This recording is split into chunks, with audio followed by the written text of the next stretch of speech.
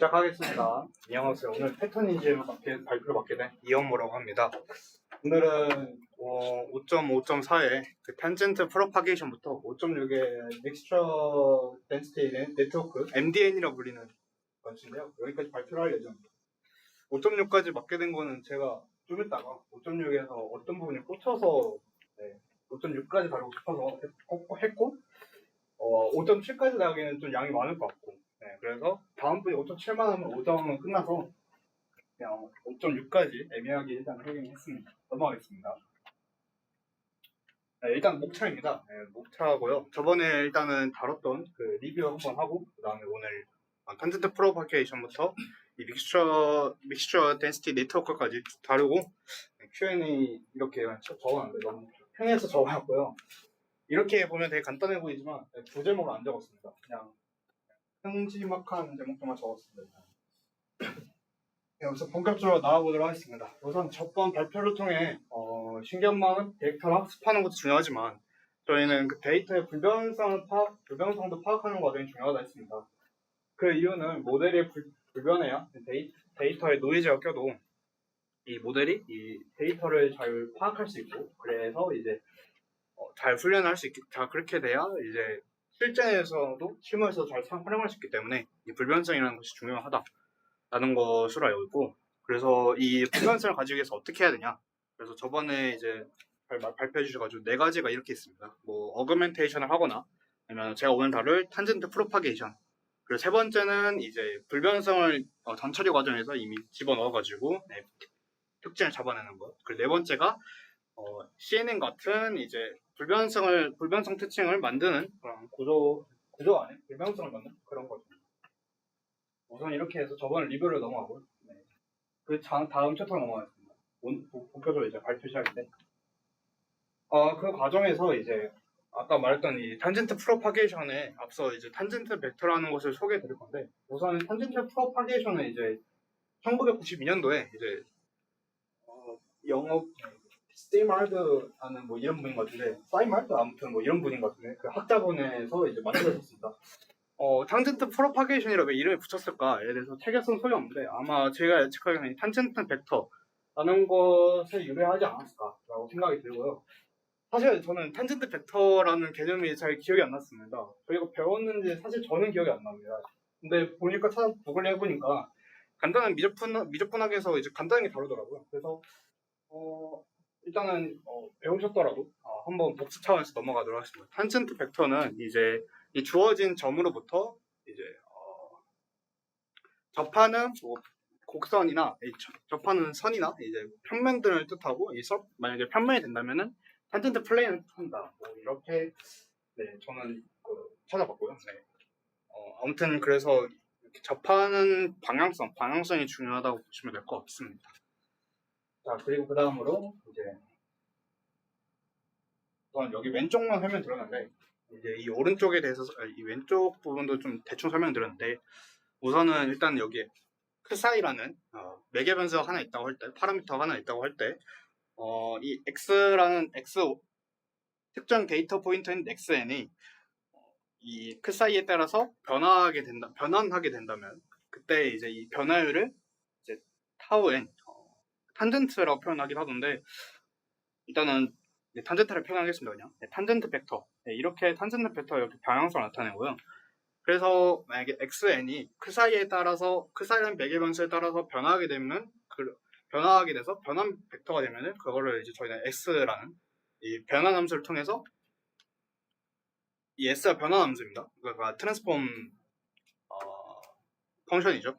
그렇게 해서 이제 xn이 s에 따라서 매개 변수를 크사이로 가지는 s라는 변환 함수에 따라서 변한다. 라고 보시면 될 것 같고 그래서 이제 이 변화율로 탄젠트를 어떻게 측정하느냐 그래서 여기서 보다시피 이 변환 벡터에다가 크사이를 미분해서 여기서 이제 크사이에다 0을 넣어줘서 탄젠트 벡터를 구한다 라고 보시면 될 것 같습니다.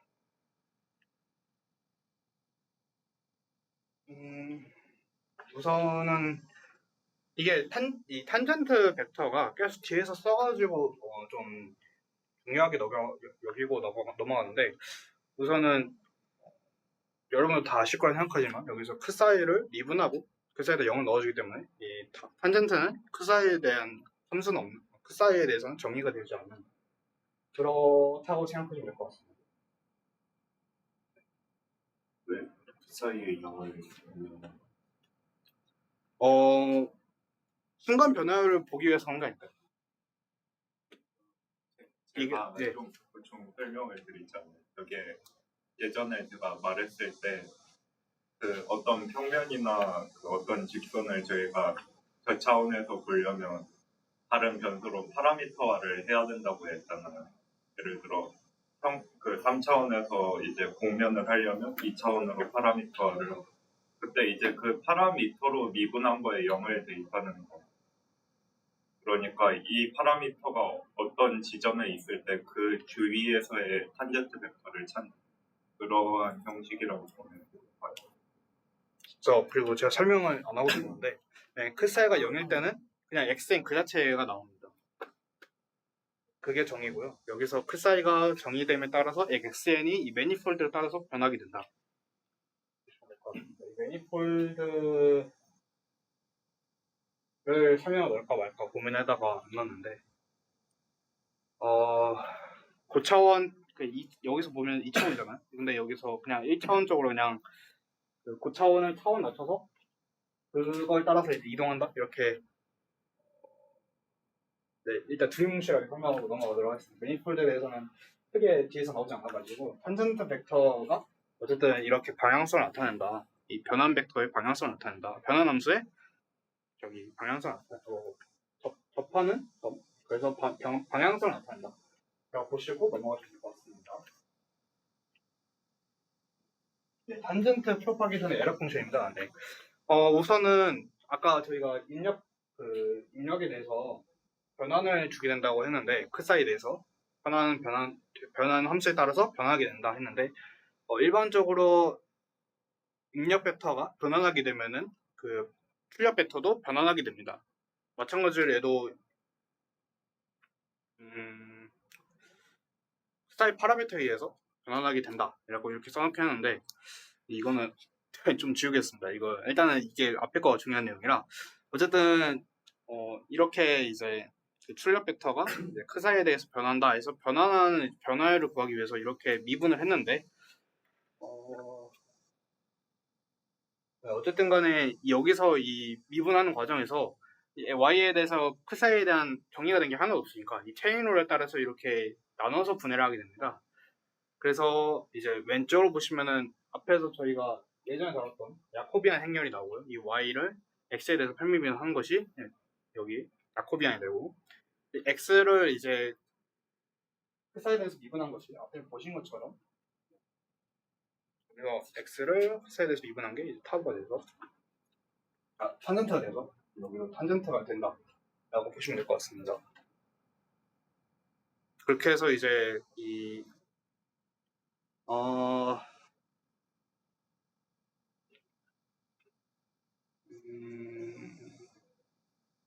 네, 에러 펑션이 이렇게 구축된다 이렇게 보시면 될 것 같고, 저희가 여기서 E는 우리가 저희 그 정교화되지 않은 그냥 일반적인 에러 펑션을 사용하고요. 여기서 저희가 사용할 모든 에러 펑션들은 우선적으로는 일단은 그 제곱함 함수를 사용하게 됩니다.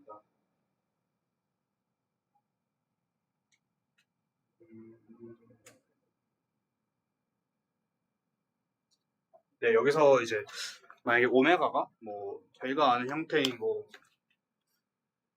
이렇게 쓰면은 저희가 많이 봤던 형태가 되죠. 앞에서 다뤘던 가중치 감세 이런 함수에 꾸리게 되죠. 만약에 오메가 이런 형태가 된다면, 그래서 이제 정교화된 에러 펑션이 이렇게 저희가 일반화 하는데, 여기서 람다는 이제 정교화의 강도를 정하는 정교화 상수가 되고, 여기서 이제 오메가가 정교화 항이 됩니다. 앞에서 다뤘던 것처럼 제가 좀 설명을 좀 빠진 것 같은데, 이 오메가가 이렇게 정의가 되고요. 사실 제가 이것도 그냥 PPT에 녹여나고 싶었는데 이게 수식이 처리가 깔끔하게 되지 않아가지고 이거는 제가 캡처를 해왔습니다. 어쨌든 에러 펑션이 이렇게 구축화가 되고 여기서 이제 야코비안은 저희가 앞에서 다뤘던 것처럼 구하면 되는데 이 탄젠트를 어떻게 구하냐 하면은 이제 저희가 일단 탄젠트도 또 마찬가지로 앞에서 배웠던 이제 유한차분법 이용해서 구하면 되는데 저희가 크 사이 자체가 애초에 작은 변화는 다루기 때문에 크 사이 자체가 작은 값이고 그래서 이제 크 사이가 작은 값이라서 유한차분법이 사용이 되기 때문에 이렇게 그 사이에 따른 이제 변환된 벡터에다가 이제 기본적인 아까 말했던 크 사이가 0이면 원래 원본 벡터라고 표현했는데 여기서 빼주고 그 다음에 이제 크 사이로 나눠주면은 이게 탄젠트 벡터가 된다. 이렇게 해서 이제 탄젠트를 벡터를 이렇게 구하는 방식으로 하시면 될 것 같습니다. 요거는 좀 이따가 또 보시기에도 좀 이따가 또 나오게 될 건데 이렇게 생겼다라고 보시면 될 것 같습니다.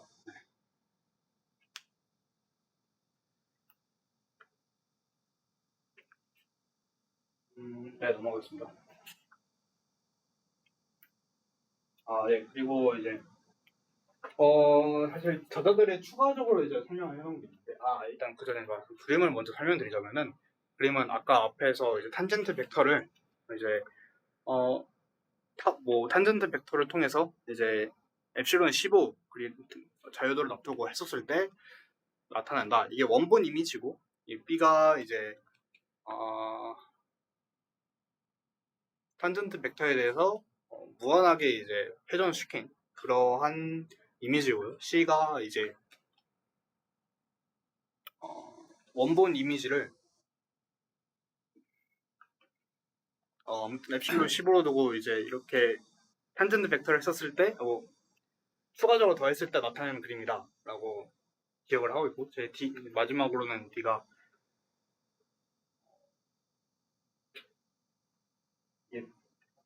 잠시만요.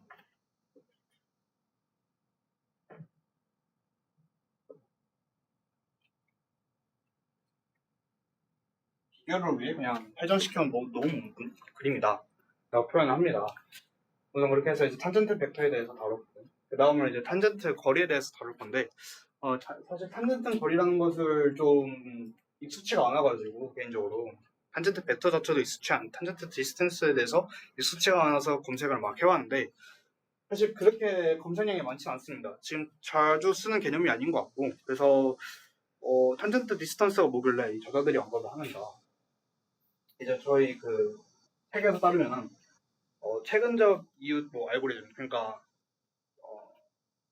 KNN이라는 그 근처 거리를 통해서 이제 클래시피케이션한 그러한 이제 문제들이 있었을 때 저희가 거리를 이제 유클리안 디스턴스를 많이 쓰는데 유클리안 디스턴스를 쓰는 것보다 탄젠트 디스턴스를 썼을 때 좀 더 데이터 모델이 불변함을 가진다라고 불변함을 유지할 수 있다라고 이렇게 표현하는데 사실 이 그림 자체가 좀 완전한 이해를 될까는 좀 고민 좀 많이 했습니다.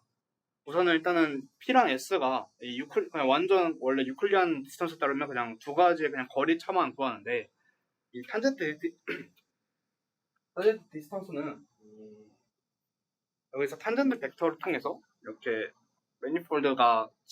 매니폴드에 이제 접하는 이점과 이 선과 그리고 이제 이 P와 사이의 거리를 통해서 정의한다고 이제 설명 나와 있긴 합니다. 탄젠트 디스턴스에 대해서는 이제 소개하는 곳마다 약간씩 말이 좀 다 달라가지고 제가 정확히 이해를 했는지는 잘 모르겠는데 어쨌든 단순한 거리를 비교하는 것이 아닌 이 탄젠트 벡터를 통해서 이 특징들을 좀 잡아낸다 해서 잡아내서 거리를 측정하기 때문에 좀 더 불변함을 가지지 않는가 모델이 불변함을 가지지 않는가라고 저는 생각을 합니다.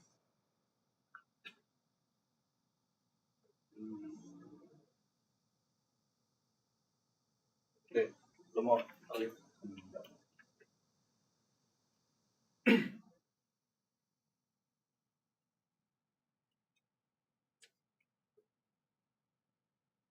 그 다음으로는 다음 챕터인데요. 이제는 이제 변환된 데이터 가지고 학습을 했었을 때 이제 방식입니다. 본격적으로 이 챕터가 제가 좀 많이 힘을 실었는데 왜냐면은 이 챕터 자체가 그냥 수식이 좀 많아요. 그래서 다 수식을 좀 증명하는 좀 시간이 걸려가지고 시간이 되면 다 다루겠지만 일단은 안 되면은 좀 중요한 것들만 좀 다루고 막 이렇게 넘어가도록 하겠습니다.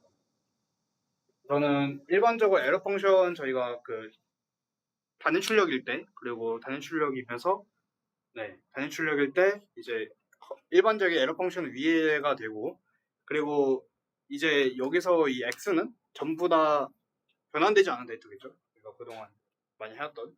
근데 이제 저희는 이제 변환된 데이터를 가지고 학습을 할 거기 때문에 이 x를 그 사이에 대해서 그 사이를 통해서 이제 변환된 이 벡터를 가지고 학습을 할 건데 우선은 일단은 여기서 이제 이 크 사이를 크 사이를 구하기 위해서 이제 여기 피크 사이에서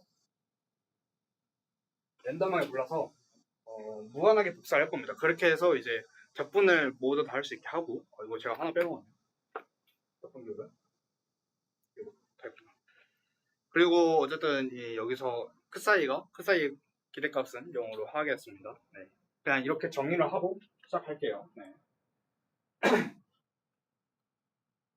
아무튼 그래서 여기서 x를 이제 크 사이로 넣기 위해서 여기서 이렇게 넣어주고 그 다음에 여기 x가 크 사이 자체가 피크 사이에 대해서 구한 거기 때문에 피크 사이에 대해서도 곱해서 접근을 하도록 하겠습니다.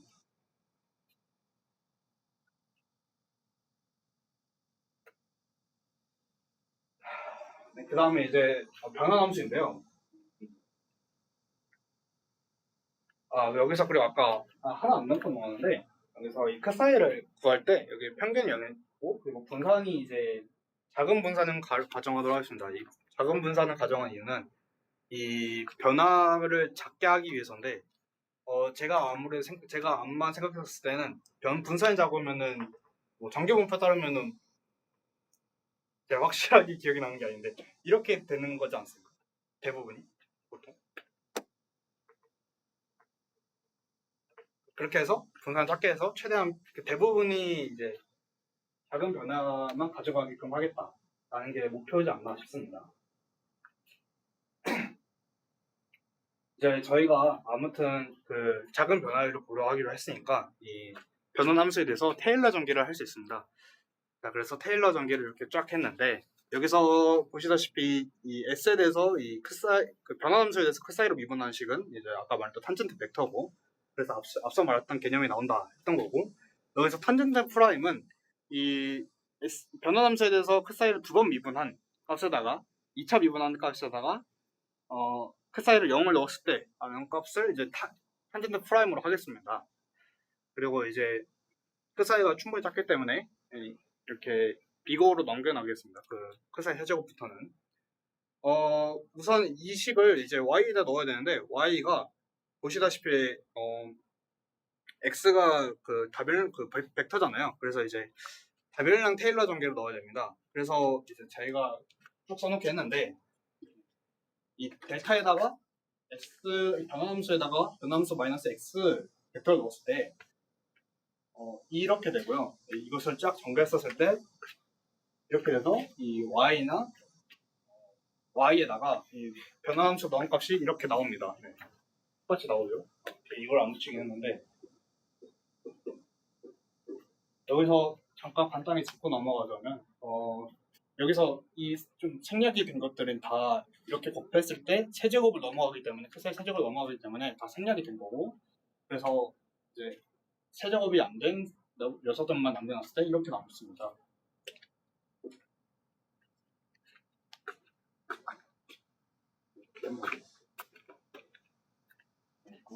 이렇게 해서 이제 식이 생성이 되고요. 그 다음으로 이제 에러 펑션입니다. 네. 앞서 보여드린 것처럼 이 변환된 데이터에 대해서 에러 펑션이 이렇게 정의되기 때문에 적값을 여기다 놓고 적분을 해야 됩니다. 그래서 우선 식이 이렇게 나오는데 간단하게 일단 다루자면은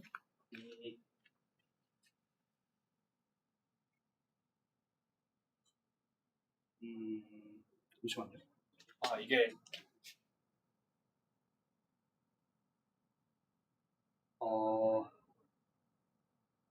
제가 이걸 다 전개할 수 없는데 이렇게 여기서 이거 뭐지?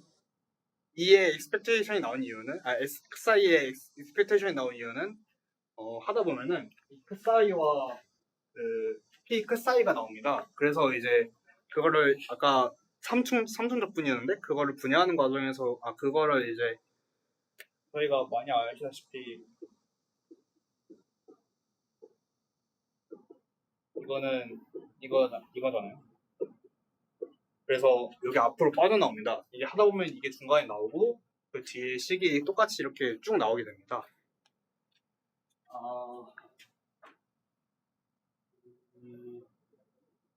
그리고 그러니까 이게 사실 여기서 간단하게 식을 써드리자면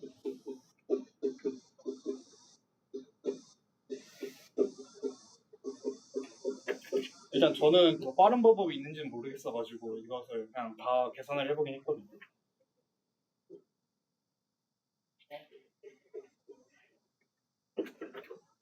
이것을 제곱을 했었을 때 하면 되는데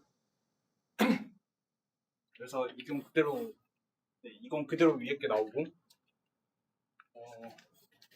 그다음에 이거 자체가 요거랑 요거 곱해주고 요거랑 요거 곱해주고 그러니까 제곱이니까 요거 이렇게 서로 곱해지고 이렇게 서로 곱해져서 그래서 이제 이거 그 사인만 가진 채로 이렇게 이 곱하고 이거 있는 채로 이렇게 나오게 되는 겁니다. 그리고 이 여기 그 사이 제곱의 익스펙테이션도 마찬가지로 하다 보면은 이거 자체가 이렇게 곱해지고 이거랑 곱해지고 이렇게 해서 이렇게 나오고요. 또 얘 자체 스스로의 제곱이 있어서 이 스스로의 제곱이 여기에 걸리게 됩니다. 이렇게 해서 이 에러 펑션 전개된 에러 펑션이 이렇게 구축화가 됩니다. 이렇게 전개를 하고 나는데 그럼 여기서 우리는 더 뭘 해야 될까 하면은 이제 앞서 말씀드린 것처럼 이 크사이에 대한 기대값은 0으로 정의를 했습니다. 그래서 이 가운데 식 자체가 다 날아가고요.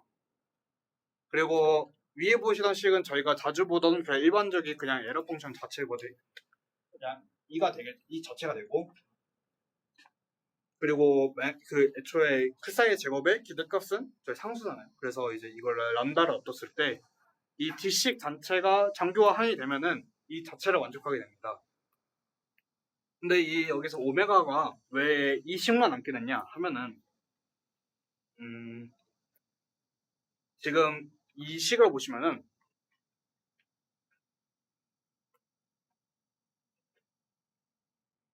단순하게 보면은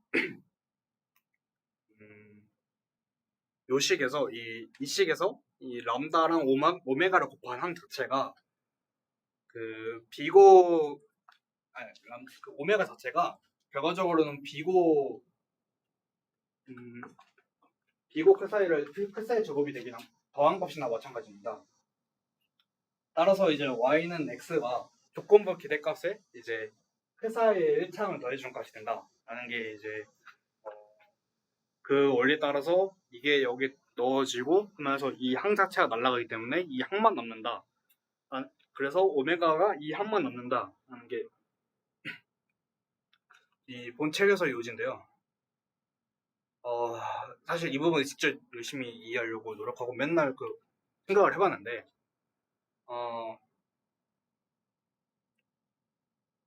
처음에는 이 기대값의 이 항 자체가 비고 크사이 제곱을 만족하는가 했는데 그것도 아니고 그건 아닌 것 같고 그리고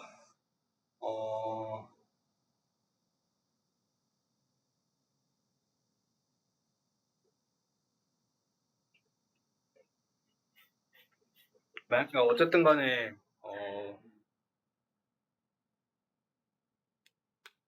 여기서 비고 크사이 제곱이 나오면은 저는 제 생각에는 어쨌든 제곱합 함수니까 여기서 비고 크사이 플러스 그러니까 여기 그냥 조건부 기대값에다가 플러스 비고 크사이를 한다는 것 자체는 이해를 하긴 했습니다. 만약에 여기서 이 자체가 비고 크사이 제곱을 만족한다면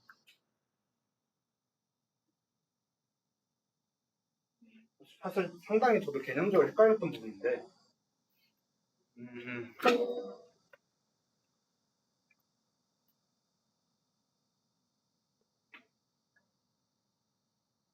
이 부분에 정확한 근거를 찾지 못해가지고 제가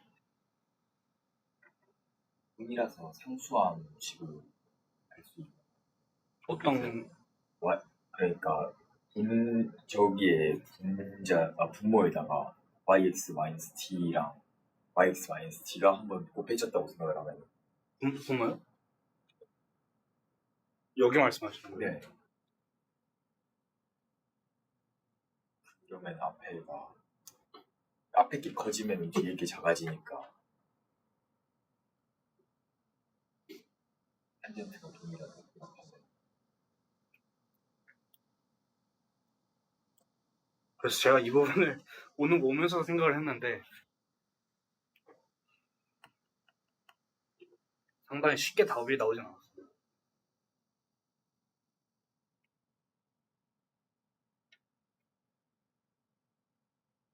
여기서 그 사이로 표현된 식은 이제 탄젠트밖에 없기 때문에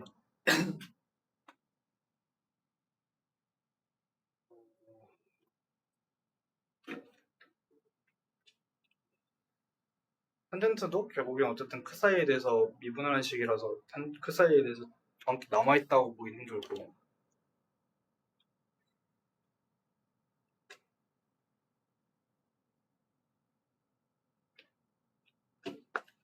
그래서 저도 이 부분에서 바뀌긴 했습니다.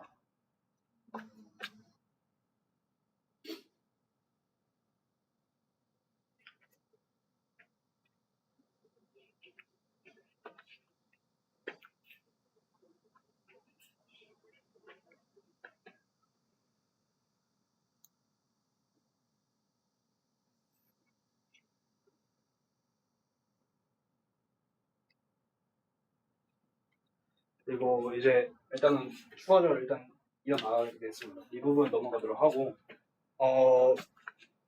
사실 이걸 보고 뭔가가 떠오르셨다면 그분은 현재로 인정하겠습니다.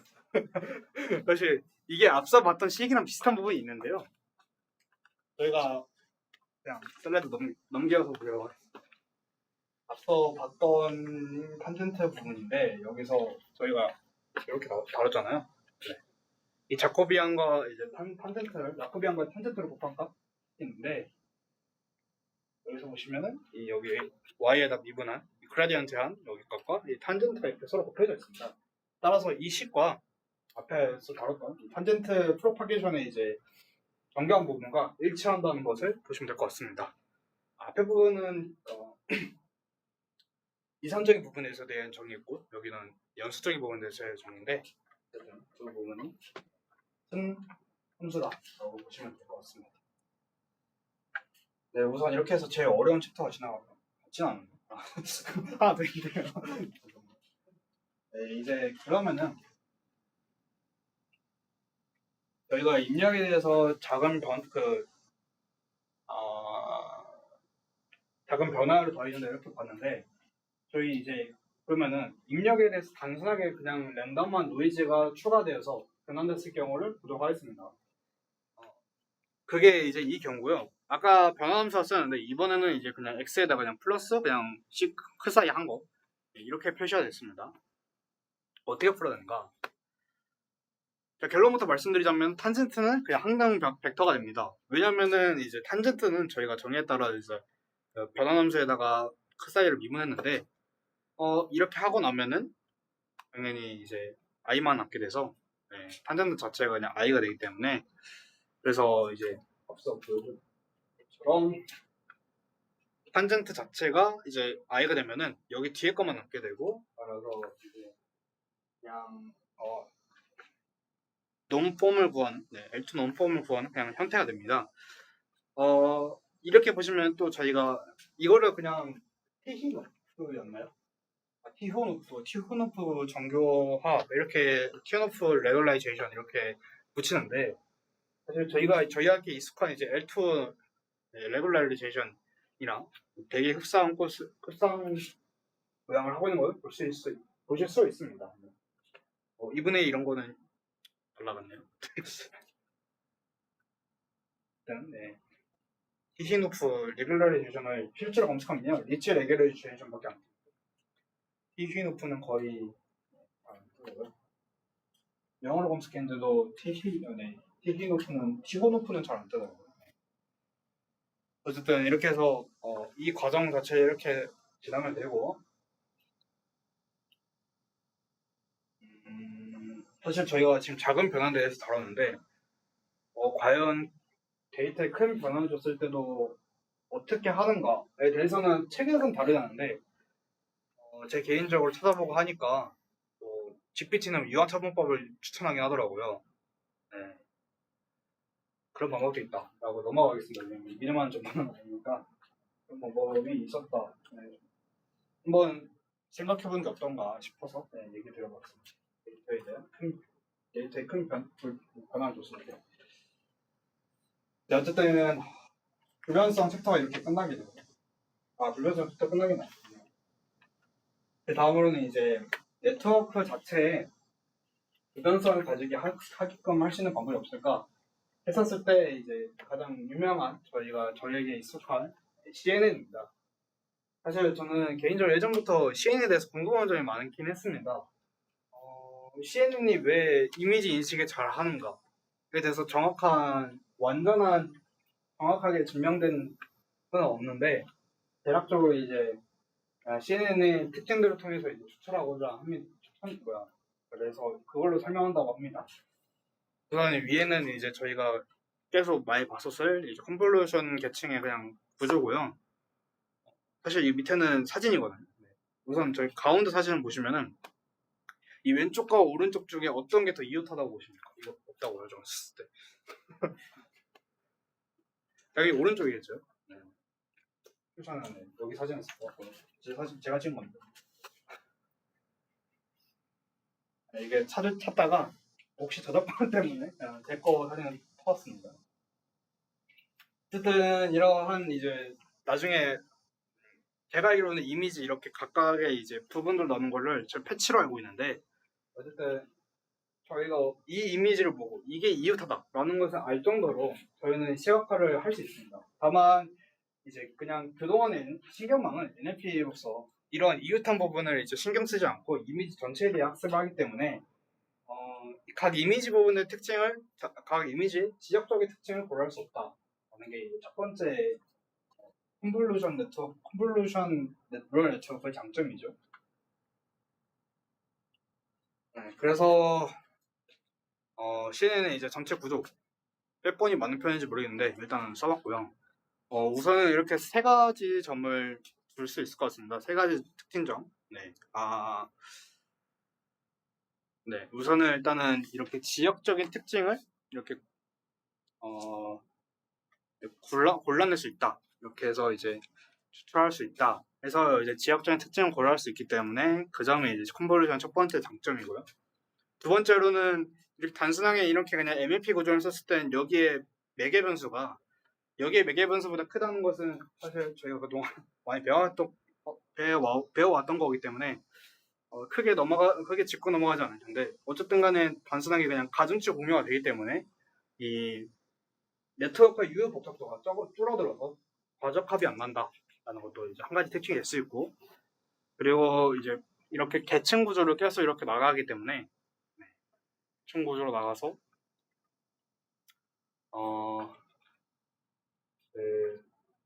각각의 이제 층마다의 특징을 서로 잡아낼 수 있다. 그리고 그 특징들이 전달해져서 한 번에 다 모인다라는 게 이제 계층적 구조의 특징이고요. 앞서 설명 안 해드렸는데 이 부표본 계층이 도대체 뭔가 사실 번역본을 여러분들 보고 계실지 모르겠지만 부표본 계층이 뭔가 하고 계속 고민을 했거든요. 책에서 검색해도 부표본은 안 나옵니다. 그냥 플랭칭입니다. 저희에게 그냥 플랭칭이 익숙하니까 플랭칭이라고 부르겠습니다. 플랭칭이 뭐냐면은 그냥 단순하게 여기서 이걸 그냥 평균을 낸 값을 여기 넣는다든지 아니면 가장 큰 값을 이렇게 그냥 넘겨서 차원 축소하는 그런 형태로 하고요. CNN에 대해서 이제 설명할 게 딱히 없어서 밑에 이걸 일단 설명드리자면은 이 구조를 바탕으로 CNN 구조가 대부분 다 이렇게 비슷하게 생겼다라는 것이고 이건 VGG 중에 하나입니다. 확인이지만 VGG 농도는 VGG 그 피처가 없더라고요. 그래서 이제 어떻게든 구글링 해서 아무거나 하나 갖고 오긴 했습니다. 되게 짧게 넘어가는데 컨볼루션 물론 네트워크에서 크게 이론적으로 할 말은 없을 것 같아가지고 그냥 그 다음 넘어가겠습니다. 그 다음은 이제 소프트 웨이트 쉐어링이라는 1992년도에 이것도 나온 개념인데 앞서 그 보시는 것처럼 그 CNN 특징 중 하나가 가중치를 공유함으로써 네트워크의 이제 유효 목적도를 줄였다라고 표현했는데 마찬가지로 이제 소프트하게 이제 그러니까 약하게 해서 가중치를 작게 해서 좀 가중치에 따른 복잡도를 줄이는 방법입니다. 그냥 가중치를 작게 해서 사실 처음에 제 이걸 봤었을 때 네트워크 학습에 좀 제약이 걸리는 게 아닌가 학습의 성능이 떨어지는 게 아닌가 우려를 했는데 그거에 아닌 게 바로 반박을 해주더라고요. 그래서 특정 조건에만 적용이 된다 해서 이제 그렇게 학습이 안 되지 않는다 이렇게 표현을 하던데 우선은 우선적으로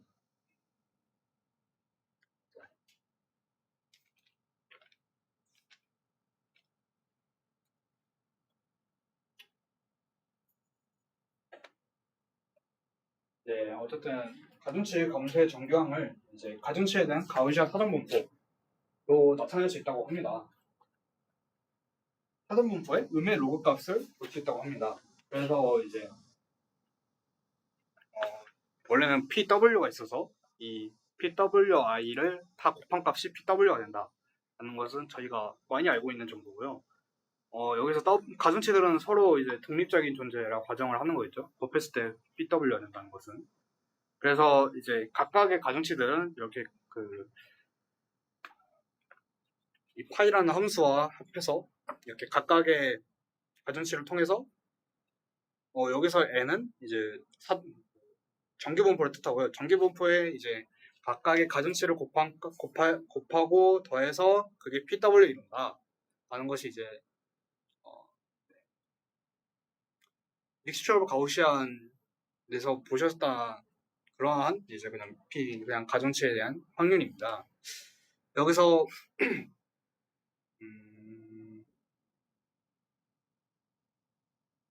여기서 아까 말씀드렸던 것처럼 음의 로그 값을 치우고 그 다음에 로그 값을 치우고 그 다음에 로그를 취했으니까 곱에다가 로그를 취했으니까 확률의 곱에다가 이제 로그를 취했으니까 여기서 서메이션을 한번 해줍니다. 이거 자체는 아까 보셨던 PW랑 똑같은 식이고요. 그래서 그거를 서로 다 곱해준다. 근데 여기다가 음의 로그 값을 씌웠다. 이렇게 보시면 될 것 같습니다.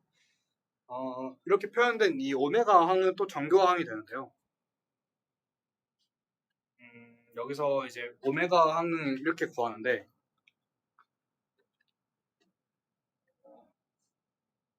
이때 만약에 가중치들이 여기 이 W가 다 상수일 경우는 서에 다룰 이제 EM 알고리즘에서 EM 알고리즘 통해 매개 파라미터들을 결정할 수 있는데 혹시 이제 EM 알고리즘에 대해서는 뭐 저희가 데이터 마이닝 수업에서 다루기도 하고요. 그리고 더 자세하게는 이제 정보 이론 시간에 다루긴 합니다. 또 오늘 제 발표 시간에도 정보 이론 얘기해드리겠는데 어쨌든 이제 정보 이론 시간에도 배울 수 있고 다만 이제 가중치 분포가 불안정할 수도 있기 때문에 불안정을 줄 수도 있기 때문에 그 모델 자체에 그래서 가중치와 매개 변수를 같이 최적화하는 경우도 있어서 책에는 여러 가지 소개가 되는데 우선은 저희 메인은 아니라서 그 넘어가도록 하겠습니다. 우선적으로 이제 저희는 어쨌든 이거를 최소화 시켜야 되잖아요. 이 전체를 최소화 시켜야 되기 때문에 W에 대해서 미분을 하겠습니다. W에 대해서 미분을 하기 위해서는 이 밑에 이 R이라는 개념이 필요한데 사실 이 식을 믹스처 오브 가우시안이나 뭐 K-means 알고리즘을 공부하셨던 분들은 좀 익숙할 수 있는데 K-means 알고리즘은 responsibility라는 개념으로 나오고요. 어쨌든 이제 이게 파이에 대한 그 포스테리어입니다. 파이가 이제 프라이어일 때 이제 R 자체가 포스테리어여가지고 이렇게 나타내는 분포라고 보시면 될 것 같습니다. 여기가 이제 밑에가 에비던스가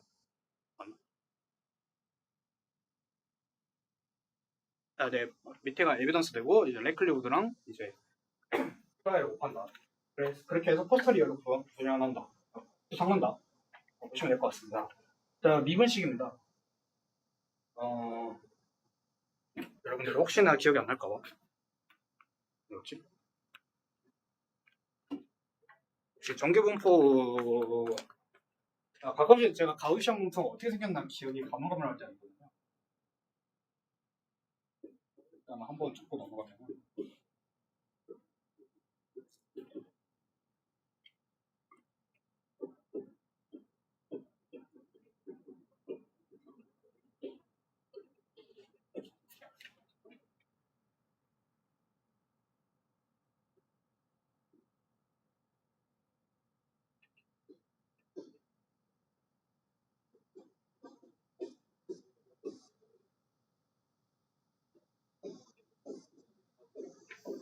네, 이렇게 형성됩니다. 가우시안 분포에 다음 같이 생겼는데 그래서 이걸 W 대 미분을 하려면은 그냥 여기다가 직접 W를 미분하면 됩니다.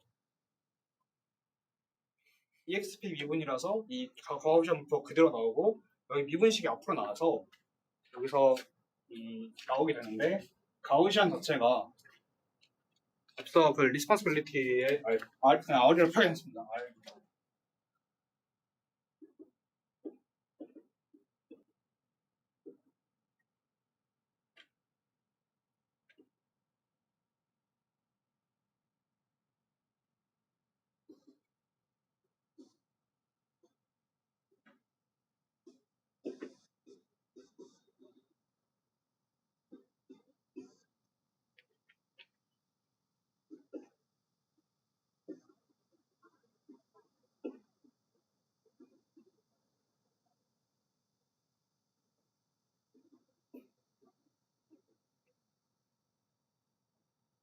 이렇게 표현입니다. 그래서 가우시안 자체가 그대로 나왔고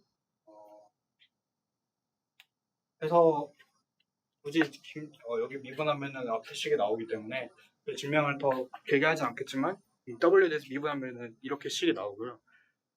이 식에서 보시다시피 이 W 자체가 각각의 이제 j-번째 가우시안의 미디엄 값을 이제 가까이 간다. 이렇게 보시면 되고 이걸 마찬가지로 또 이제 이렇게 식이 됐으니까 뮤에 대해서도 미분을 할 수 있습니다. 뮤 i에 대해서도 뮤 i에 대해서 미분하면은 뮤 i가 가중치들의 이제 평균 그리고 이제 그리고 가중치들을 향해 가고 있고 향해 가는 정도를 이제 r이라는 값에 대해서 r의 값에 대해서 정도가 결정된다 이렇게 보시면 될 것 같습니다. 위에도 마찬가지고요. 이번에 이제 시그마에 대해서 미분하면은 이런 식이 나오게 되는데 시그마 자체가 분모에 있다 보니까 이 시그마가 0보다 일단은 저희 조건 자체가 시그마가 분산 자체가 0보다 커야 되고요.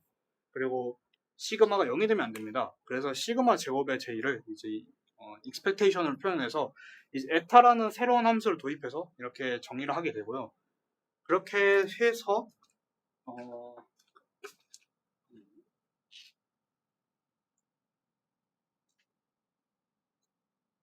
네, 이렇게 해서 어쨌든 분산이 이제 가중치들 제곱 편차로 관차로 가게 된다. 가우시안 자체가 이 분산 자체가 여기서 분산 제곱으로 올라가면 분산이 얘랑 비슷하게 되게끔 하도록 하는 게 미분이 되니까 다음이 되고요.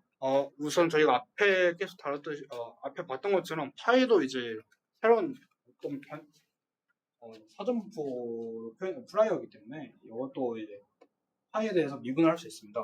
다만 이제 파이는 조건 자체가 이게 1이어야 되고요. 그리고 파이가 제 기억속에 0보다 커야 된다 이런 조건이 있었던 것으로 기억합니다. 그래서 이 소프트맥스를 통해서 이제 표현되고요. 여기서 에타는 이 에타와 다른 함수입니다. 별개 함수라고 보시면 될 것 같고요. 사실 책에서 왜 같게 표현했는지는 잘 모르겠는데 제가 봤을 땐 다른 함수로 봐야 되는 게 맞을 것 같습니다. 어쨌든 이렇게 앞두고 이 에러 틸라에다가 이 에타 함수를 나눴을 때, 미분했었을 때 다음과 같은 식이 나온다 라는 것을 알아두시면 될 것 같습니다.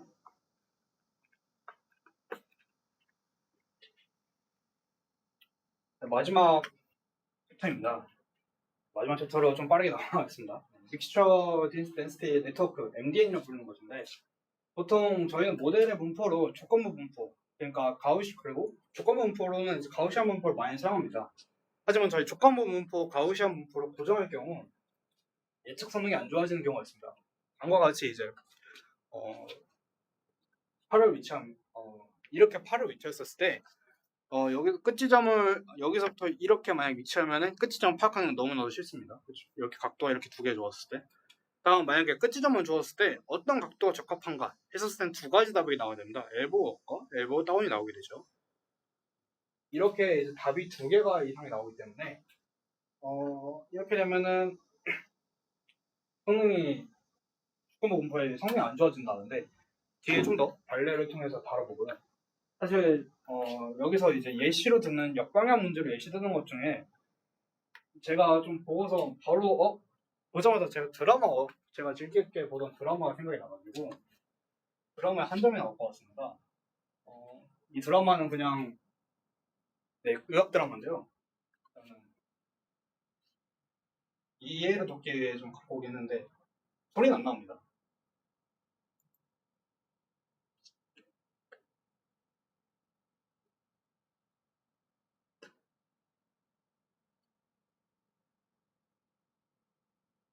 혈전과 음부장애가 두 개 생겼다. 아니면은 뭐 다른 인물이 해파린과 상용한 게 아니냐. 여러 가지 지금 원인들, 증상들을 가지고 지금 여러 가지 질병들을 찾고 있잖아요.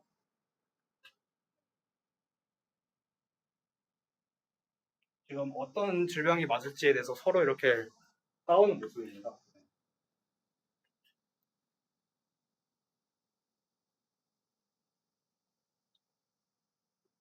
이렇게 해서 이제 결국 그냥 하나를 결정하고 그거에 대해서 그걸로 이제 한번 그러면 그 질병이 맞는지 확인하자 라는 게 이렇게 되고요. 이 장면을 보여드리는 이유는 그냥 여러분 이해를 돕기 위해서인데 소리가 안 나서 좀 아쉽긴 하네요. 어쨌든 이 영상에서 보셨던 것처럼 어떤 증상은 어떤 질병의 존재로 인해 발생할 수 있지만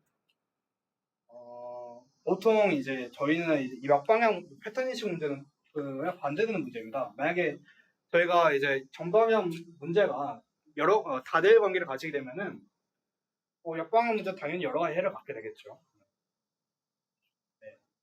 예시로 될 필요는 없을 것 같아서 어쨌든 만약에 그전과 같이 조건부 그래서 이렇게 했었을 때 만약에 역방향 문제에서 여러 가지 해를 가졌을 때 조건부 분포를 가우시안을 가지게 되면은 다음과 같은 문제가 생기게 됩니다.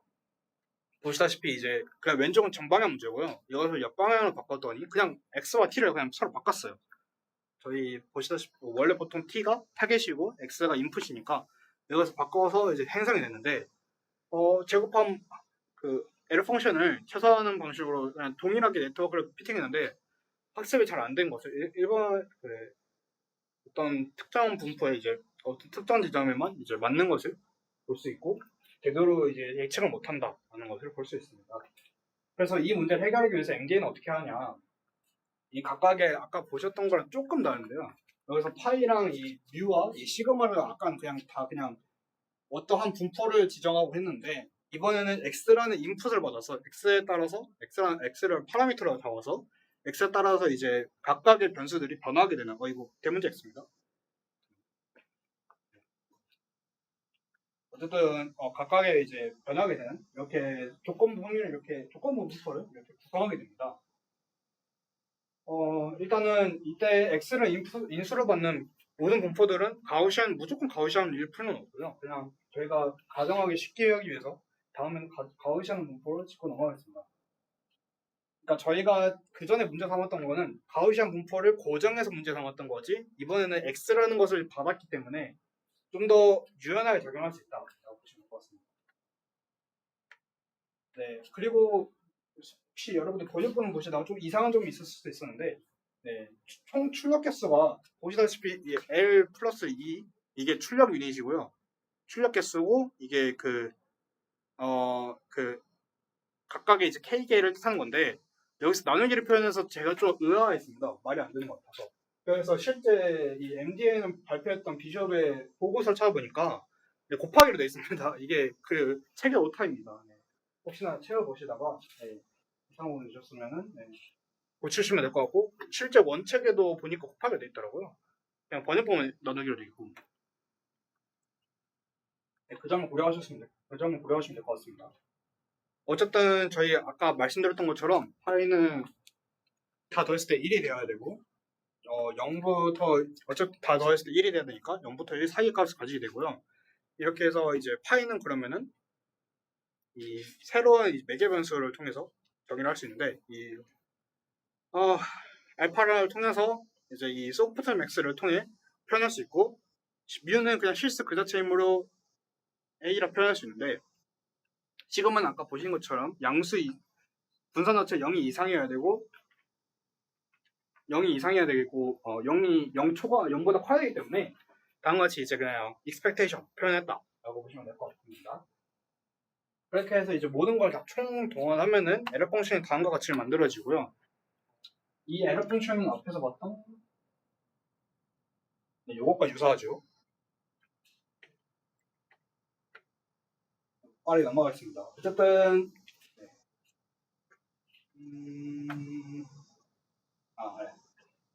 여기는 아예 안 나왔구나. 앞에서 한 것처럼 R이 똑같이 정의가 되고요. 여기 똑같이 쓰인 것처럼. 그래서 다음과 같이 파일을 이렇게 정했으니까 아까 앞에서 한 거랑 똑같습니다. 저희가 앞에서 했던 그냥 똑같이 미분을 합니다. 에러 펑션에 대해서 다음과 같이. 그렇게 해서 구하면은 한과 같이 되고요. 네. 그렇게 해서 이제 좀 증명하기 위해서 이제 예시 그림을 갖고 왔습니다. 교과서에 있는. 네. 그렇게 해서 이제 세 개의 혼합된 이제 분포를 사용해서 표현이 됐고요. 여기가 쟤들이 다. 그래서 여기들이 이제 많이 좀 자주 나타납니다. 네. 그리고 확률 자체가 높다라고 보시면 되고 큰 사전 분포. 네. 그렇게 해서 이제 오른쪽에는 큰 사전 조건부 평균이 아닌 조건부 최빈값을 통해서 이제 빨간 선을 표현했는데 이 조건부 최빈값을 왜 사용하느냐? 그 다음에 있는데 일단 그 전 설명하자면 여기 보시는 것처럼 여기 지금 여기는 한 개, 두 개, 한 개 있는데 여기 세 개가 이렇게 표시됩니다. 아까 봤던 문제가 여기서 이렇게 막 이 문제처럼 이렇게 세 개가 되는 건데 저희는 이렇게 세 가지의 경우를 원하지 않습니다. 그래서 이거를 하기 위해서는 그냥 혼합계수의 진폭을 조절하면은 이렇게 이제 세 가지의 봉 형태, 뭐 삼봉이라 나오는데 그런 형태가 안 나오고 그냥 된다고 합니다. 마지막입니다. 이렇게 학습을 하고 나면은 어떤 입력이든 간에 타겟의 조건부 분포를 새로 예측할 수 있다고 하는데 이걸 통해서 이때의 평균값과 분산을 구할 수 있다고 합니다. 그래서 이렇게 구해봤고요. 여기서 좀 애를 먹었는데 전 부분 확률론의 이론을 따르면 이렇게 된다 해서 이렇게 제가 실제로 풀어본 겁니다. 마지막에 끝났습니다. 네. 감사합니다. AI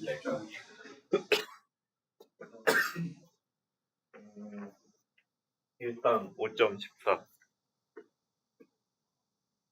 5.14시 5.69 오른쪽 변에 우 엡실론인 항들이 취소되어 사라진다는 걸 증명하는 바라는 게 많죠.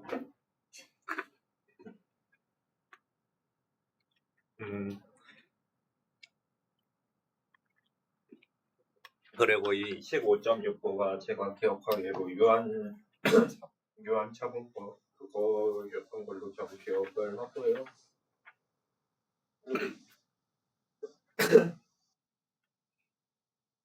중심 차분이라고 하는데 유한 차분법의 한 종류라고 합니다.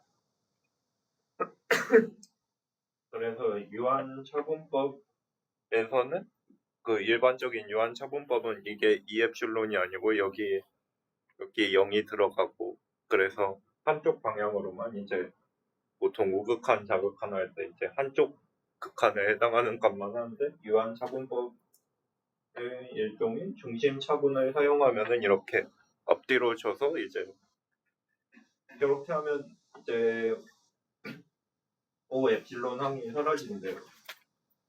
뭐 유한차분법을 요즘 잘 쓰지는 않지만 한번 보기는 해야죠. 뭐 어디선가 튀어나올 수도 있으니까. 뭐 아는 게 힘이다라는 말도 있고, 대충 가다가 이거 어디서 본 거 같은데 하고 이제 갖다 이제 쓸 수도 있는 거고. 그래서 뭐 이 문제는 간단해요. 그냥 뭐 테일러 전개를 하면 되고, 이 친구 테일러 전개하면 이렇게 나오고, 이 친구도 테일러 전개하면 이렇게 나와서 이제 둘이 빼주면은 이렇게 분자에 해당하는 친구들이 이렇게 나와요. 근데 보면은 이 친구는 사라지고 이 친구가 사라지고, 이거 되네. 이 친구가 사라지고, 그리고 이 친구도 사라지고, 그리고 여기 5 엡실론 제가 안 써놨는데 아마 6분의 2n 트리플 프라임 2 엡실론 세제곱이 되겠죠. 그렇게 해서 이 친구가 여기로 오고 쭉 있는데, 엡실론으로 나누면은 여기 엡실론 사라지고 이게 엡실론 제곱이 되고, 이래서 엡실론 항이 없다. 이게 끝이고요.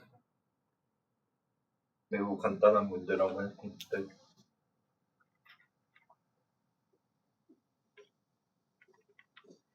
그리고 5.15번으로 넘어가야 되는데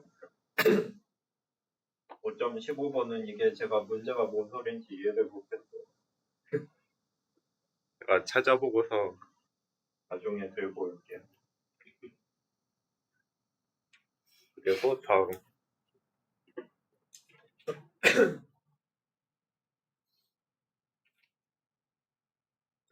이번에 막 많은 문제를 풀지 않고 20번까지만 풀게요. 왜냐면 풀이 과정이 너무 길어서 제가 시간을 많이 썼다 보니까 헤맨 것도 있고 그래서. 그리고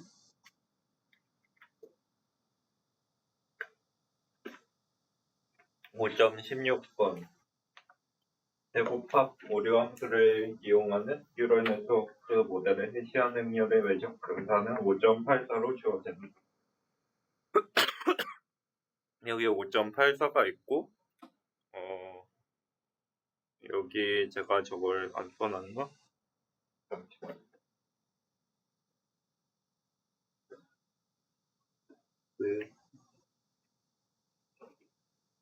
펜은 어디 숨겼는데? 이거 쓸래? 아니, 그거 말고 여기 터치펜. 터치펜 걸죠. 터치펜을 숨겨놔? 이기로 해. 그냥 뒤로 함. 아니 교수님이 직접 들고 오셔서 쓰는 거거든요. 잠시만요. 이게 그 식 5.84 있는 페이지에 적혀 있는데, 이 BN이라는 BN 벡터가 델타가 아니라 델 AN으로 주어지고, 제 기억으로는 아마 그럴 거예요. 네, 그리고 이걸 다중 출력값으로 확장을 시키라는데, 뭐 그냥 차원 하나 늘리란 거예요, 마지막에. 근데 이제 보면은 이제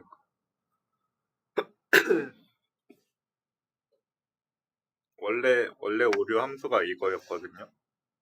보면은 마지막 네트워크의 마지막 층이 단 뉴런 하나인 그런 네트워크였는데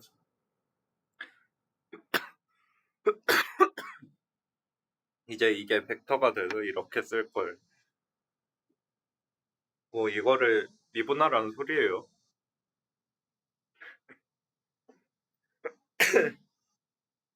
이걸 미분하라는 소리고 그래서 이제 이 문제를 풀면서 이제 다시 얻는 교훈이 있는데 대연산자 웬만하면 쓰지 마라. 왜냐면 이렇게 가끔 노테이션에 오류가 나거든요. 잘 보면 알겠지만 뭐가 이상해요. 이거 나중에 내가 뭐 종이에 풀어서 지우진 않았는데 그러니까 이게 어떤 문제가 발생하냐면 대연산자에 근본적인 문제가 있어요. 이게 그러니까 대연산자를 쓰면은 벡터면은 d 곱하기 뭐 예를 들어 x 벡터가 있다 치면은 이게 d 곱하기 1 벡터라고 쳐봐요. 그러면 델 x를 치잖아요. 그러면 델 x는 여기에 뭐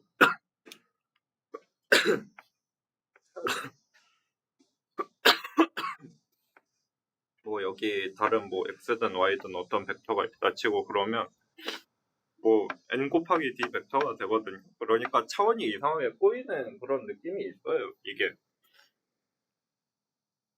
이게 차원을 오른쪽으로 밀어내다 보니까 좀 그런 문제가 있고 그래서 이것도 잘 보면은 그런 문제가 발생을 하는데 그러니까 이게 이제 정확히 여기에서 발생을 하죠. 그 문제가. 이거 보면 알겠지만 저건 내 똑걸려.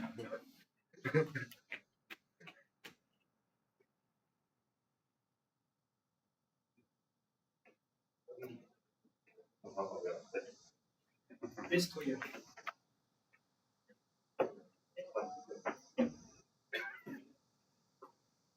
나 전화 드려야지. 뭐 하여튼 이게 좀 동공지진이 올 만한 좀 그런 이상한 예제인데 보면은 그러니까 이게 잘 보면은 이게 결국 이제 좌변이 n 곱하기 1로 나와야 돼요. 이 열벡터로 보면은 좌변을 보면 행벡터잖아요.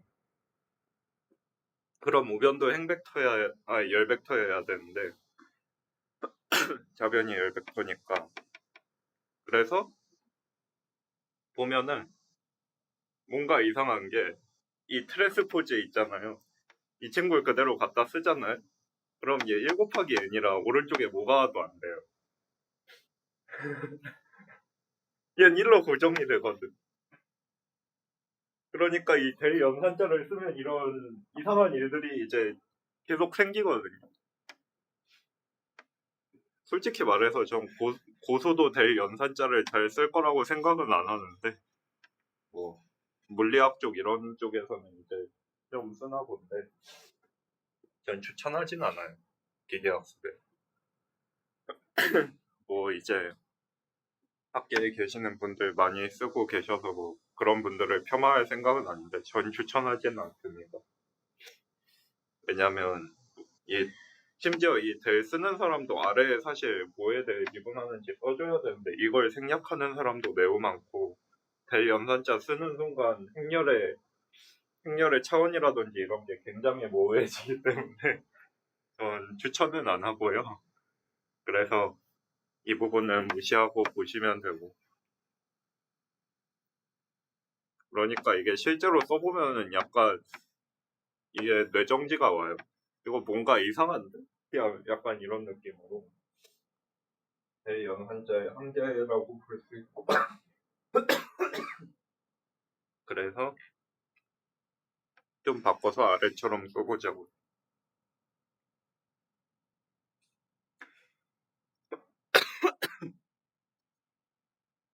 그냥 이렇게 쓰고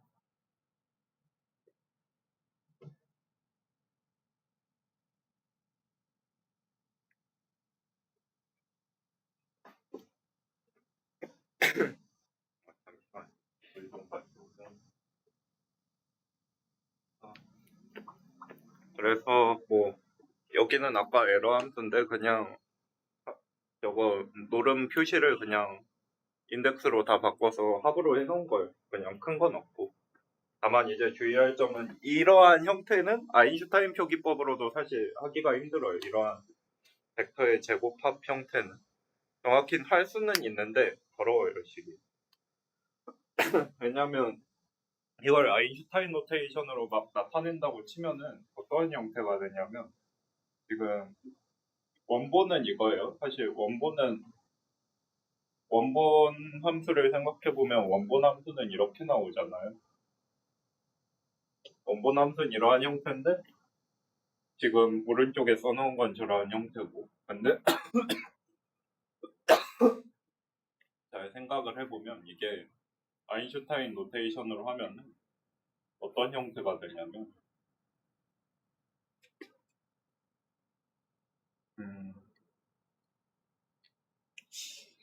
이걸 좀 쓰는 것도 애매해요. 그러니까 보통 이런 걸 아인슈타인 노테이션으로 쓰지도 않고 이런 형태가 되거나 여기에 J를 붙이거나 아니면 이걸 없애서 뭐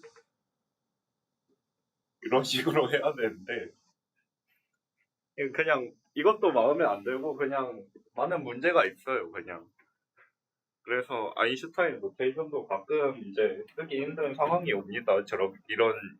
이런 형태의 시계는 그래서 악으로 깡으로 그냥 서메이션 기호 써서 해야 되고요. 별 방법은 없고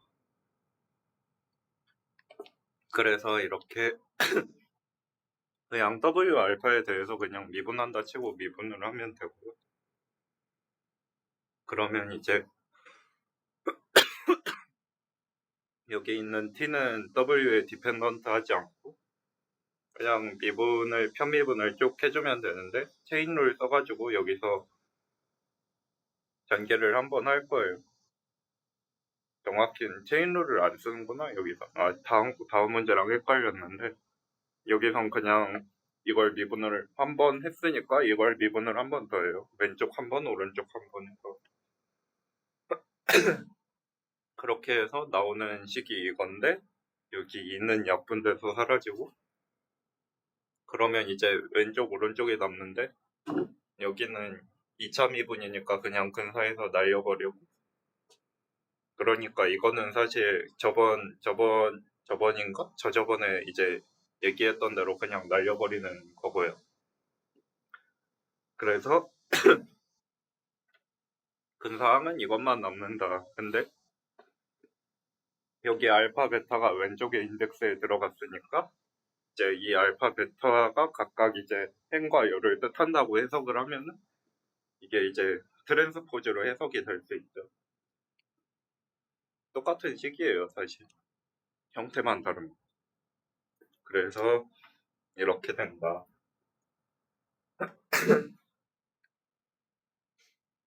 그래서 좀 많은 문제가 있어요. 이 선형 대수라는 게 일단 행렬 형식과 대의 조합이 그렇게 강력한 게 아니라서 그냥 결국엔 다 풀었어야 되는 그런 상황이 흔하지 않게 나오고 다음으로 넘어가겠습니다.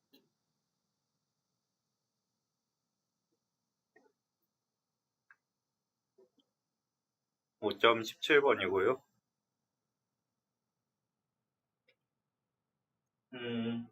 뭐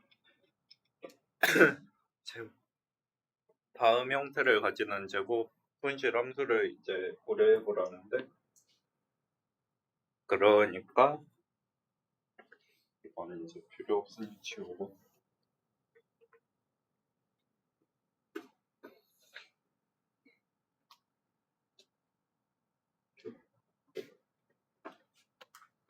어떻게 보죠? 이는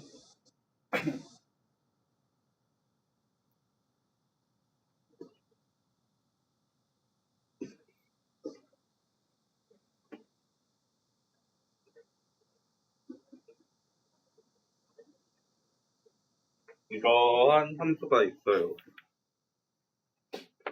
곡선실 함수고 뭐 우리가 많이 봤던 건데 우리가 예전에 기억이 안 날 가능성이 굉장히 높겠지만 이거 변분법으로 아마 기억이 안 날 거예요. 이 식이 기억이 날 수도 있고 안 날 수도 있는데 변분법을 써서 이거를 풀면은 사실 이거는 0이 되고 이게 0이므로 왜냐하면 여기 y 프라임이 없으니까 그래서 이걸 y라는 함수로 미분한 게 0이 된다. 그래서 결국 이 y가 최적의 y가 뭐 정확히 기억이 안 나는데 x가 기대값인데 x가 주어졌을 때 t의 조건부 기대값이다. 이런 논의가 있었어요. 그냥 리마인드를 해봅시다. 아마 기억은 다들 안 나서 이제 좀 오랜만에 보는 기분이겠지만 이런 논의가 있었고 그래서 이걸 이용해서 이를 W 원소 두 개로 미분한 결과가 다음과 같음을 증명하래요.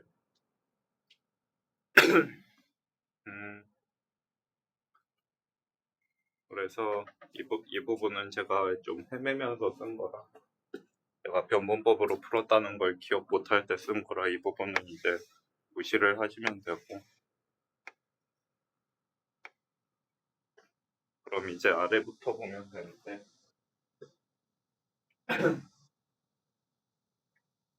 식 1.89에서 보였다고 막 이제 문제에서 말하는데 식 1.89는 이렇고요. 근데 이게 중요하진 않고요, 사실.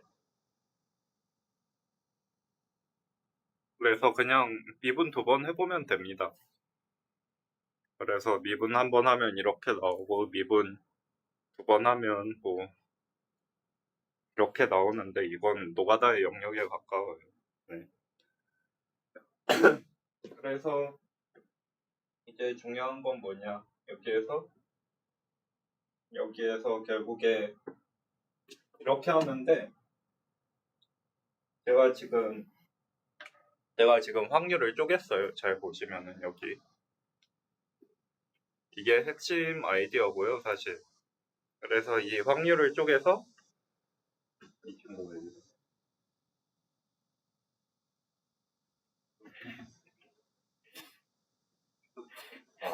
엣지 오류예요. 다행히 컴퓨터 오류는 아니고 엣지 오류.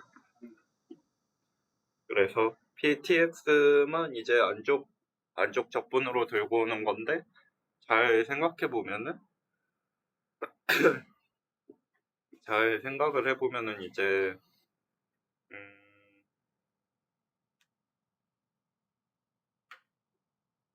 이제 이 부분을 t에 대해서 적분을 할 수 있습니다. 잘 생각을 해보면 이제 왜냐면 이 외부에 지금 곱해져 있는 게 px밖에 없고 외부에 t에 대한 항이 남지 않고 t에 대한 항을 전부 안쪽으로 옮겼거든요. 그러니까 지금 일단 이 부분만 보는 거예요.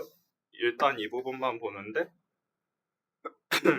잘 보니까 얘까지는 그냥 t로 묶어서 적분을 할 수 있겠다. 근데 얘는 밖으로 내보낼 수 있겠다 일단. 얘는 밖으로 내보내고 얘랑 얘만 보는 거예요. 얘랑 얘만 보면은 결국에 이거에 대한 기대값이거든요. 근데 이 친구는 상수니까 뭐 확률의 적분은 1이라 그냥 그대로 나오고 이 친구의 조건부 기대값이 튀어나와요. 확률이 이렇게 정해져 있으니까. 근데 아까 말했지만 이게 저기 보이는 expectation t 기분 x 그래서 이 항이 0이 됩니다. 그러니까 이 오른쪽에 있는 이 친구들이 전부 0이란 소리고 결국 얘네만 살아남는다. 그래서 남은 친구들은 이렇게 되는데 여기서 이제 잘 보면 T에 디펜던트한 애가 없기 때문에 T를 그냥 적분해서 날려버릴 수 있죠. 그럼 됩니다. 그럼 끝이고요.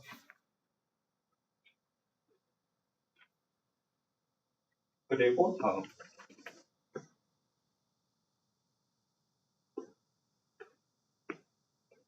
제가 5.18번인데 5.18번에 그림 5.1을 참고하길래 제가 한 땀 한 땀 그렸거든요. 노르고. 놀랍게도 저기 있는 글씨까지 다 똑같이 썼어요.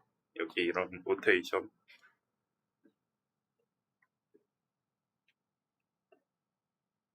이 네트워크에서 생략 계층을 추가할 거를 입력과 출력을 직접 연결한 이거 말하는 거죠. 스틱 커넥션이라고 하기엔 좀 애매하고 웨이티드 스틱 커넥션이라고 해야 되나? 웨이트가 있는 혹은 RNN 일종의 RNN이라고 봐도 되고요. 보통 이런 경우에 극한이 RNN이라서 좀 이제 오늘은 딱히 여기 해설에서 할 만한 게 없어가지고 그냥 잠깐 이제 사이드로 빠져서 설명을 해드리자면 RNN이라는 건 굉장히 좀 특수한 종류의 네트워크예요. 그러니까 어떤 느낌이 있냐면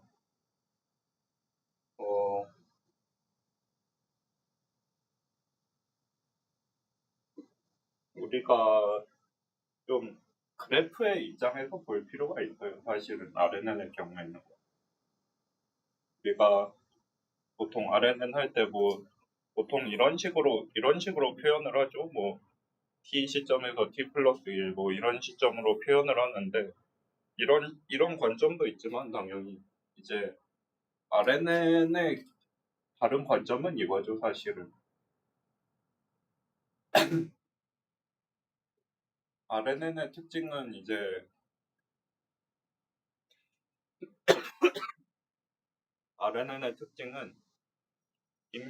입력을 어떤 시간이든 일단 네트워크 안에 홀드를 할 수 있다는 특징을 가지고 있어요.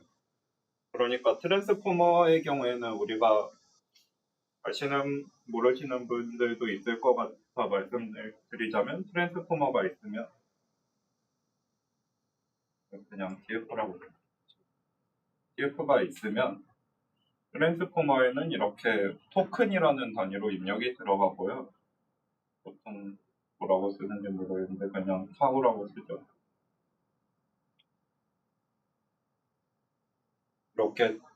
이렇게 튀어나와서 보통 우리가 많이 쓰는 이제 디코더 계열 모델을 생각을 하자면 이렇게 입력 시퀀스가 들어가고 입력 시퀀스가 다 들어가면 그때부터 출력 시퀀스를 이렇게 뽑아낸 다음 이걸 다시 입력에 넣어서 얘네들을 같이 한꺼번에 넣는 그런 식으로 추론을 합니다. 숫자를 잘못 썼는데. 그러니까 얘네들은 명시적으로 과거가 이제 기록에 남는 거죠. 근데 RNN의 경우에는 과거 정보를 네트워크 안에 전부 이런 식으로 예를 들어 얘가 T 시점에 정보를 받았다 하면은 예를 들어 이 친구가 출력 유론이에요. 그러면 두 스텝 뒤에 입력을 출력하고 싶어. 그러면은 이 T 시점에 받은 거를 이 친구한테 일단 전달을 해요. 그리고 이 친구한테 전달을 해요. 그리고 이 친구한테 전달하면 두 스텝 동안 네트워크가 정보를 홀드하는 거거든요. 그런 식으로 RNN은 네트워크를 저장할 수 있고, 그리고 이거의 극한이 제가 이번 주에 발표했다가 교수님한테 코사리를 먹은 외장들의 메모리 유닛이고요. 그런 정말 슬픈 일인데. 어쩌다가 구살이 그런 게 있고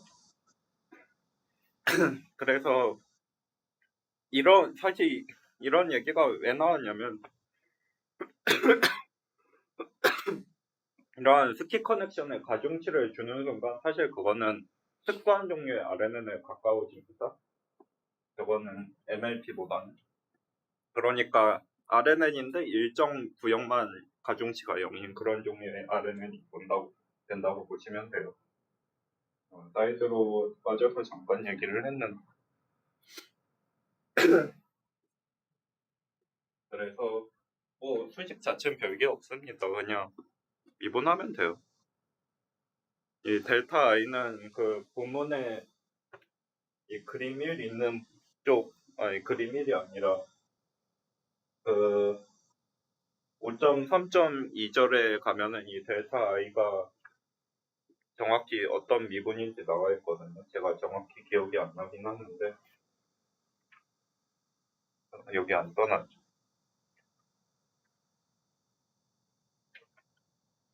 6.3.2를 보면 네, 역정파에서 그냥 네, 역정파에서 쓰이는 중간 경사고요. 저 델타는.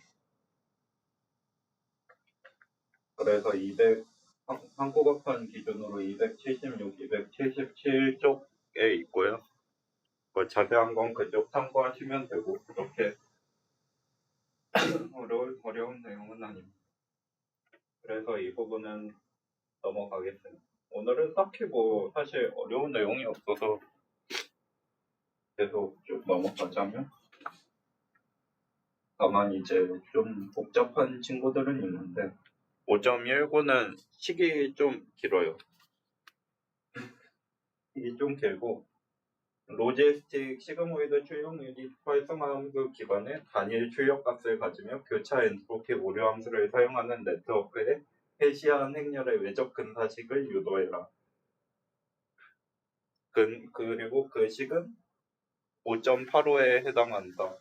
그래서 5.85를 보면은 나와 있고요. 5.85를 제가 여기 안 써놨는데 뭐 어차피 이 아래쪽에 있을 거라 굳이 쓰진 않을게요. 그래서 교차 엔트로피고 단일 출력이면은 0 아니면 1인 로지스틱 획이라는 거죠. 로지스틱 획이라는 건 사실 이제 보통 분류에 쓰이고 0 아니면 1 클래스 분류에 쓰이고 그래서 에러 함수는 이렇고요. 에러 함수 그냥 적절히 미분하면 됩니다. 그냥 어떤 웨이트 알파에 대해서 미분을 하면 이런 식이 나오고 그리고 그 본문에서 보면 BN이라는 건 그 액티베이션의 델로 정의하거든요. 그래서 일단은 그렇고 그리고 활성화 함수를 지금 시그모이드를 쓴다고 문제에서 그랬으니까 시그모이드 AN을 YN으로 둘 거예요. 근데 시그모이드 미분하면 시그모이드 곱하기 1- 시그모이드라는 건 이제 몇 번 했으니까 기억하시는 분들도 계실 거고 아니면 다시 이제 주의하시면 되고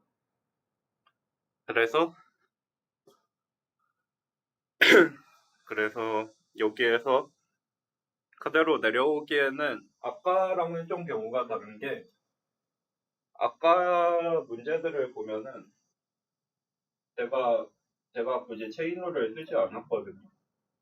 아까 문제를 보면은 그냥 이 YNI를 W 베타 알파로 막 미분하는 이런 형식이 나왔는데 여기서는 활성화 함수를 명시적으로 줬어요.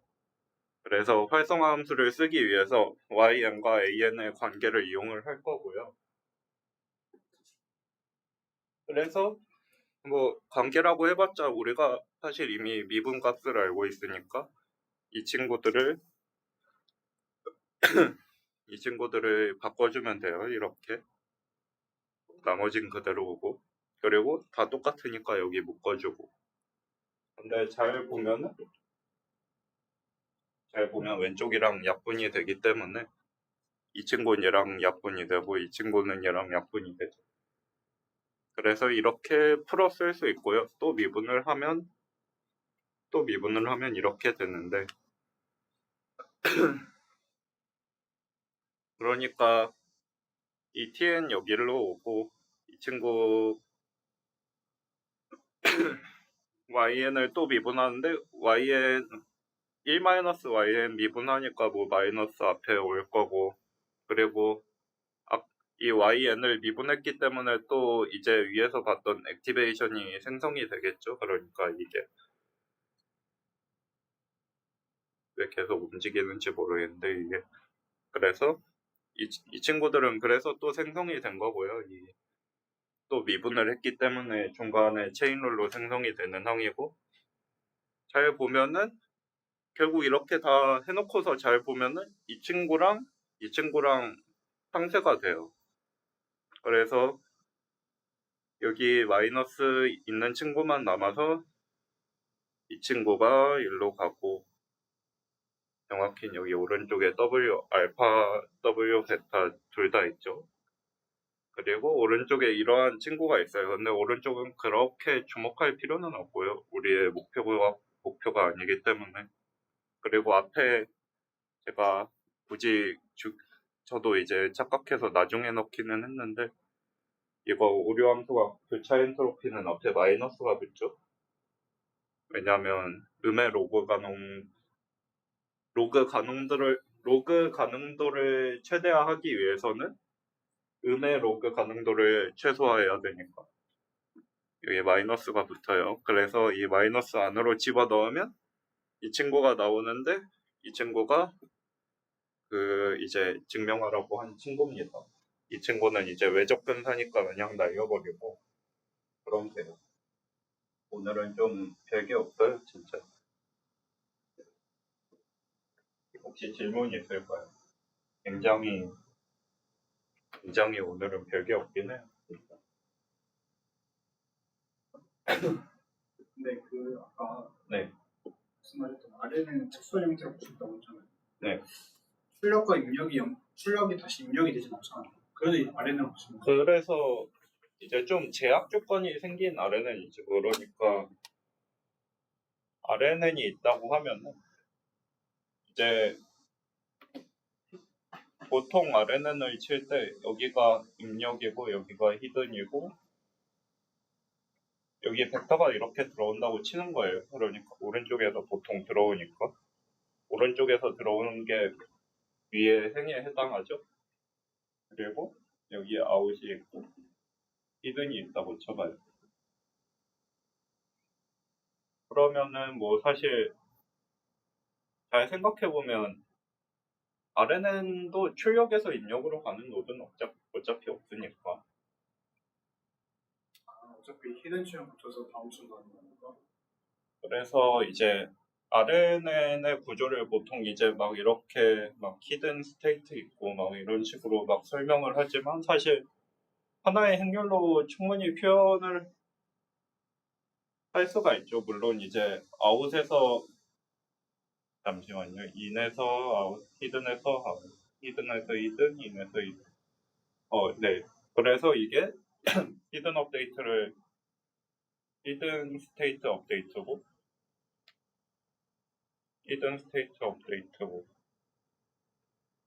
이게 우리가 방금 그 문제에서 봤던 스킵 커넥션에 해당하는 거. 이게 아웃풋 디코딩이고 이게 인풋 인코딩이고 뭐 이렇게 하나의 매트릭스만으로 표현할 수도 있어요. 굳이 매트릭스 여러 개 쓸 필요 없어. 이제 블록 매트릭스의 개념으로 접근을 하면 그렇게 됩니다. 그리고 이제 뭐 만약에 이제 이 히든 스테이트 업데이트 뭐 저도 이쪽은 잘 모르지만 여기에 이제 뭐 글장들을 메모리 유닛 뭐 SSM 이런 거 넣으면 좀 더 정보 저장을 잘 하겠죠. 제가 저쪽을 안 해서 저쪽은 잘 모르는데 제 추측이에요.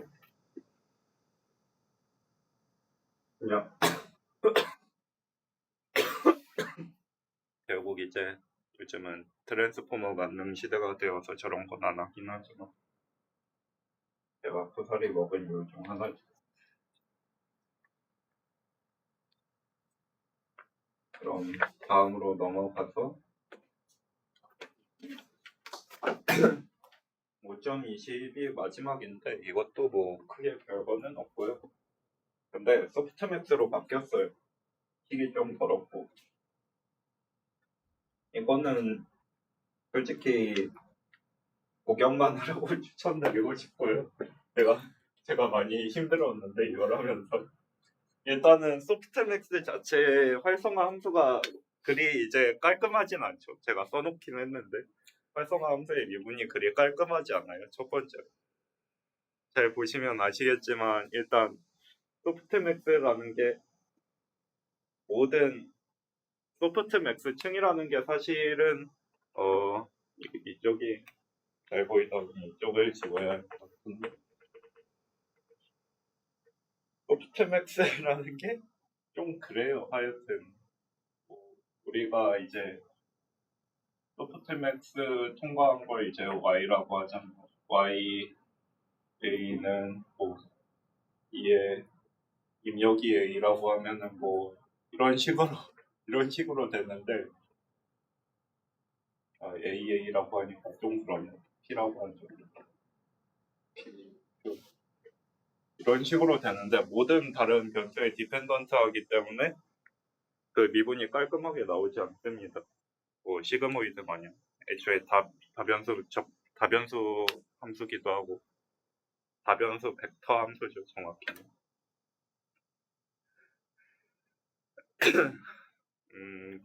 그래서 그냥 구경만 하세요 이건. 관심 있으면 보세요. 그냥 아까 했던 것처럼 미분하고 여기에 이거 하는데 체인룰 써서 전개하는데 문제는 그거죠. 우리가 이제 교양 수학 때 했던 그 지식을 살짝 떠올려 보자면 우리가 변수 미분할 때 모든 경로를 고려하죠. 모든 경로의 영향을 고려합니다. 그래서 여기 합이 나와요. 체인룰의 합이 나오고 이제 이 친구 체인룰에서 이걸로 전개해주고 이거 반복하면 돼요. 예, 제가 심지어 여기에 식 전개하다 실수를 하나 해가지고 좀 많이 더러워졌는데 아침에 지금 예, 이 YNK 약분해서 없앴어야 됐는데 살려놔가지고 너무 더러워져가지고 그래서 결론은 이렇게 쭉 뭔가 해요. 예, 이렇게 하고 예, 예. 그래서 제 생각엔 아마 여기 있는 친구들 이 친구는 없어지고 여기 있는 친구들이 아마 그 근사항이 되지 않을까. 근데 보면 서메이션이 들어가 있어서 많이 더러워요. 네. 이거는 그냥 해보시고 이래서 해시한 능률 안 쓰는구나. 누가 쓰겠냐라고 생각을 하시면 될 것 같아요. 수고하셨고 오늘 발표는 여기까지입니다.